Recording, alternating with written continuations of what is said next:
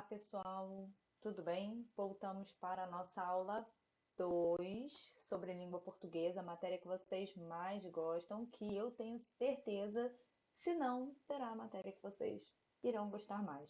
Assim espero. Tudo bom, pessoal? Então, vamos dar continuidade aqui na nossa aula. Hoje nós vamos falar de classe de palavras, que é um estudo dentro da morfologia. E o que vem a ser a morfologia, né? Essa classe de palavras? É quando a gente estuda os termos, né, de uma frase, por exemplo, isoladamente. Então, se a gente tem uma frase assim, a menina comeu o bolo, a gente vai ver o a, menina, comeu o bolo, sem levar em consideração o conjunto frasal. Nós vamos analisar todos os elementos de uma oração, por exemplo, isoladamente, tá? Uma em cada quadradinho, sem levar em consideração que aquilo pertence a uma frase. Perfeito? Bom, são 10 as classes de palavras. São 6 variáveis e 4 invariáveis. Nós vamos vendo isso um pouquinho mais para frente, tá? Já já eu falo para vocês sobre isso, beleza? Então vamos lá, vamos no nosso primeiro, na nossa primeira classe de palavras, né? Ou classe gramatical. Uma hora pode ser que eu use classe gramatical, então só para vocês ficarem a par aqui do que está acontecendo, ok? Bom, então a nossa primeira classe de palavras aí é o substantivo.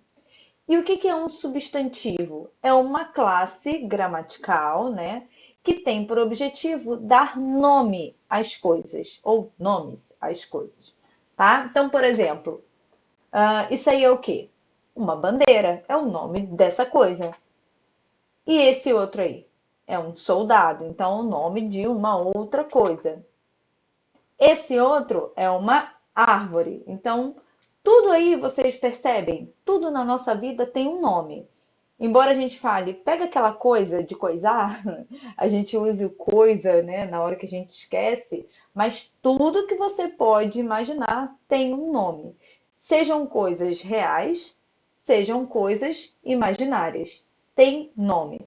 Se não tem, a gente inventa, né? A gente fala que é o bagulho, a parada, o negócio, mas a gente sabe que aquele negócio é Deus. Aquela coisa vai ter um nome, tá? E isso é a função do substantivo, dar nomes às coisas, ok? Bom, e aí como é que a gente pode classificar esses substantivos? Então, quando a gente dá nome às coisas, né, a gente tem uma classificação. Então, a gente pode ter um substantivo simples, substantivo composto, concreto, abstrato, comum, próprio, primitivo, derivado e coletivo. Aí a gente vai ver caso a caso, tá? Para vocês recapitularem aí o que vem a ser esses substantivos. Então, o que é um substantivo simples? O substantivo simples é aquele que só vai apresentar um radical na palavra. Vocês lembram, gente, o que é um radical? Será que vocês lembram o que é um radical? Radical é a raiz da palavra, tá? Então, por exemplo, a palavra flor só tem um radical. Então, é um substantivo simples. Ao passo que o que está aí ao lado, né, o substantivo composto, ele vai apresentar mais de um radical na sua estrutura. Então, vocês vão ver, geralmente ele ou vai estar separado por hífen, ou ele vai estar juntinho, né? Vai dar uma ideia de palavras mais aglutinadas, pode ser assim dizer, tá bom? Então, o substantivo simples é aquele que só apresenta um radical na sua estrutura, e o substantivo composto é aquele que apresenta dois ou mais radicais na sua estrutura. Além disso, a gente tem os substantivos concretos e os substantivos abstratos. O que vem a ser isso? E, gente, muita atenção quanto a isso, porque algumas pessoas aprenderam de formas erradas, tá? Ou de forma errada, melhor dizendo. Por que eu quero dizer isso? Quando eu era criança também, eu tinha aprendido que substantivo concreto era tudo que você pegava. Substantivo abstrato era tudo que você não pegava. E aí eu pergunto, fada é concreto ou é abstrato? Vocês entenderam qual é o raciocínio? Então, como vocês têm que pensar? Substantivo concreto é todo aquele que nomeia coisas e seres reais ou imaginários. Então, fada, bruxa, Deus, fantasma, enfim, tá? Tudo isso é substantivo concreto, porque dá nome a seres, a coisas, e não importa se existe ou não existe, dá nome a coisas, tá? Por quê? Porque o substantivo abstrato, ele não tem essa ideia de coisas. Ele vai estar mais puxado para uma ideia de sentimentos, de sensações. Então, todo substantivo abstrato, ele provém de algo que alguém precisa sentir. Então, por exemplo, dor. Dor é um substantivo abstrato, porque para doer, alguém tem que sentir essa dor. Então, o substantivo abstrato tem a ver com sentimentos e sensações. Então, dor, raiva, alegria, tristeza, ódio, tudo isso substantivo abstrato, porque ele provém de um sentimento, de uma sensação. Beleza, gente? Esclarecido esse problema na vida de vocês? Espero que sim. Então vamos ao nosso próximo substantivo. Aí nós temos os substantivos comuns e os substantivos próprios. Também muita atenção aqui, gente, porque olha o que eu vejo de gente escrevendo nome e sobrenome com letra minúscula. Sinceramente, dá vontade de puxar a orelha de vocês. Gente, pelo amor de Deus, tá? Vou explicar. Por que que isso me causa nervoso? Substantivo comum é algo mais genérico, mais generalizado. Então, por exemplo, eu coloquei aí, né? Soldados. O que que é um soldado? Pode ser o soldado da Polícia Militar, soldado do Exército, né? Então, é um termo muito genérico. Então, a gente chama de substantivo comum. É aquele que dá nome a coisas simples. Por exemplo, cadeira, praça, pode ser qualquer praça. Cadeira, pode ser qualquer cadeira. Ahn, Computador, pode ser qualquer computador, né? Computador é o objeto que eu estou usando aqui, vocês também, né? Ou celular, né? Um meio eletrônico para a gente se comunicar. Então, isso é um substantivo comum, tá? E aí, qual é a causa de todo o meu ódio e fúria? Mentira, não chega a esse ponto, mas só para vocês entenderem. O substantivo próprio, ele tem um sentido mais particular. Olha que importante que é o substantivo próprio. Ele dá nome a pessoas, a ruas, estados, então coisas únicas. Você é um ser único. Você é um ser um dentre vários. Você não é generalizado. A sua mãe mesmo já deve ter dito, você não é qualquer um. Você não é os outros, não é isso que as mães dizem? E elas estão certíssimas, gente. O substantivo próprio é aquele que te particulariza, né? Te coloca num nível acima. Então, gente, pelo amor de Deus, parem de errar substantivo próprio na hora de escrever o nome de vocês. Por favor, lembrem com muito carinho disso, tá? E é importante, tá, gente? Porque se vocês fazem uma prova e na própria prova você está escrevendo o seu nome com letra minúscula, você não sabe que é um substantivo próprio. E outra, você está se diminuindo, né? Porque você não está dando valor nem a você mesmo. Então, muito cuidado aos substantivos próprios. Atenção reforçada, tanto com o substantivo concreto, abstrato, comum e próprio. Talvez esses quatro sejam os mais, assim, né? Que vocês precisem atenção, foco legal, bacana quanto a isso. Beleza, gente? Bom, e aí a gente tem também os substantivos primitivos e os substantivos derivados. O que vem a ser isso? Gente, olha, pode parecer às vezes que eu estou repetitiva, que eu estou, né, rainha do óbvio aqui, falando mais do mesmo, mas português é isso. Às vezes a própria palavra já indica o que ele é, tá? Não se prendam a ficar decorando classificação, se prendam a entender o que significa aquilo. Depois que você entende o significado de certa coisa, fica mais fácil, fica mais tranquilo de vocês aprenderem, tá? E lembrarem.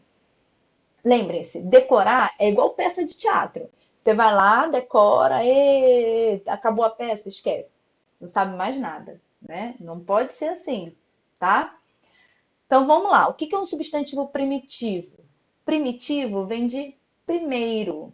É o que vem primeiro, tá? Então é aquela palavra que dá origem a outras. Exemplo, a flor, né? Flor é um substantivo primitivo, porque ela dá abertura para outra palavra que provém dela, que seria floricultura. Então, floricultura é uma palavra derivada de flor, que é a palavra primitiva, é a palavra primeira, tá? Então, substantivo primitivo é aquele que dá origem a outros, dos quais a gente chama de derivados, tá? O derivado vem de um primitivo.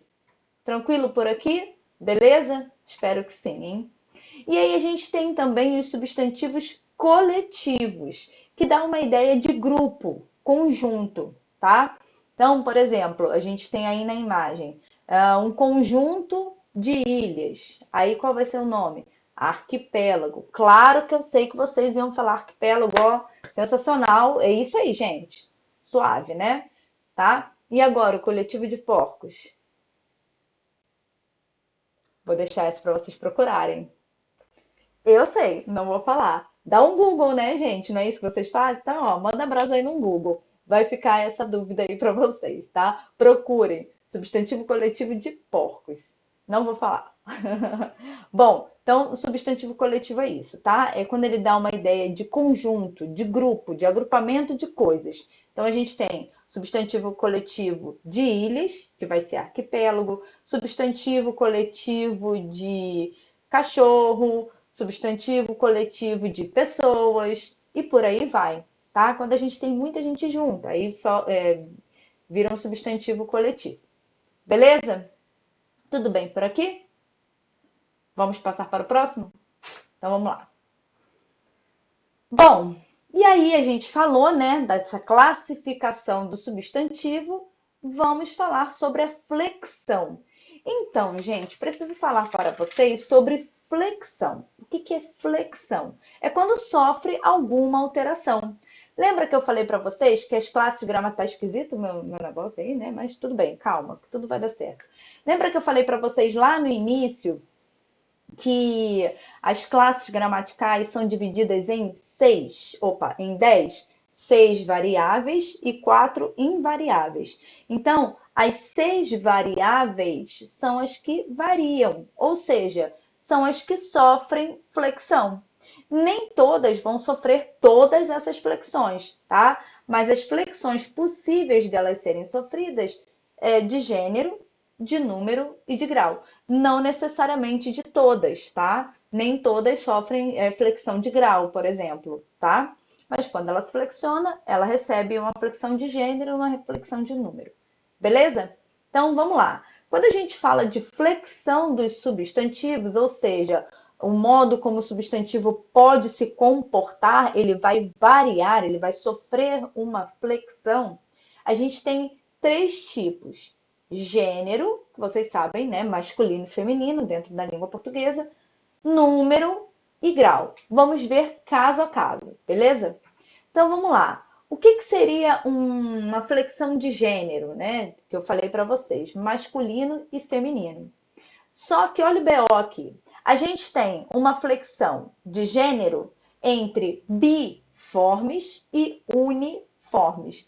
Lembram que eu falei para vocês que a língua portuguesa, ela já carrega o sentido dela? É só a gente parar para dar uma atençãozinha que a gente percebe? Então, a flexão do gênero pode ser, dos substantivos, né? Pode ser biformes ou uniformes. Então, quando ele é biforme, ele consegue ter uma flexão de duas coisas. Ou seja, por exemplo, se a flexão é de gênero, a gente tem masculino e feminino. Então, os substantivos biformes, eles sofrem tanto a variação de masculino quanto para feminino. Então, quando eu digo menino, existe, né, essa estrutura para menino, gênero masculino, e menina para o feminino. Então, a gente diz que a palavra menino ou menina é o substantivo biforme, tá? Quanto à sua flexão de gênero. Porque ela tem uma forma para o masculino e uma forma para o feminino. Beleza? Aí o negócio pega quando ele é uniforme. Ou seja, ele não tem uma flexão de masculino e feminino, é uma única. E dentro desses uniformes, a gente tem três tipos. A gente tem o comum de dois gêneros, que aí, esse comum de dois gêneros, o substantivo mantém-se o mesmo, ele continua único, né? Ele não tem variação. A única coisa que vai variar é o artigo que vem antes dele. Então, por exemplo, a palavra dentista.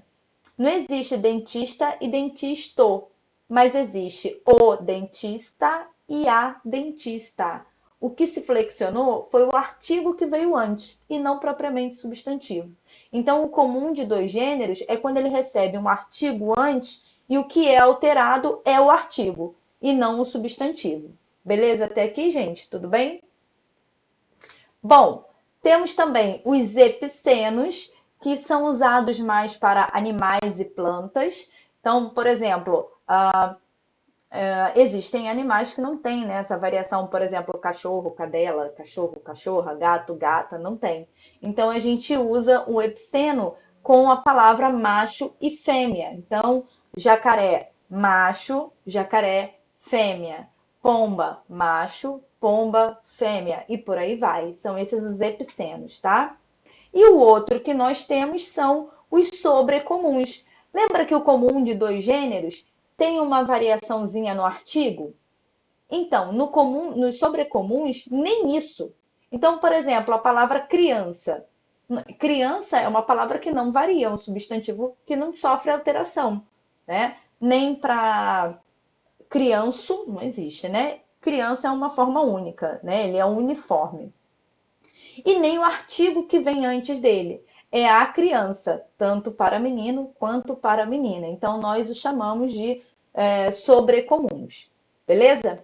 Além disso, nós temos a flexão do substantivo em número. Essa daí é tranquila, né? Que é singular e plural. Só ficar atento no plural, né? Dos substantivos. Geralmente acrescenta só um S, ou dependendo se ele termina em R, ele acrescenta ES, né? Tem uma regrinha. E o grau do substantivo, né? A gente tem dois também, que é o grau diminutivo e o grau aumentativo.